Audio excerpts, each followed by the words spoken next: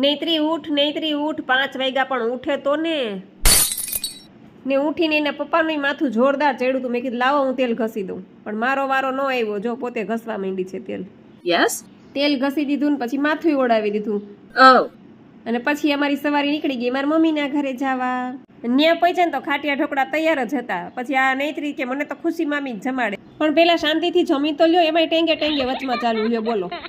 પછી અમારી પંગત બેસી ગઈ. જેમ જેમ ગરમ ગરમ ઉતરતા ગયા એમ બધા બેસતા ગયા. મારો ભાઈ ને હું ને નૈત્રીના પપ્પા ને અમે બેસી ગયા છીએ જમવા. આહા. એ ઢોકળા ખાઈને ભૂખી રહી ગઈ તો મેં કીધું લાવ 2 હિંચકાઈ ખાઈ લઉં.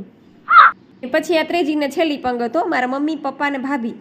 ત્યાં છોકરીએ જો વેલું જમી લીધું ને એટલે એ પચાવે છે ને ઉપર જોઈને ત્યાં પંખો એકલો ચાલુ બોલો. Oh my god. રાત્રે નૈત્રીન પપ્પાના દોસ્તારને સમઢિયાળાની કથા હતી તો કથામાં જવાનું હતું. ગોર બાપાની કથા સાંભળવાને બદલે બધા નૈત્રીની કથા સાંભળતા હતા.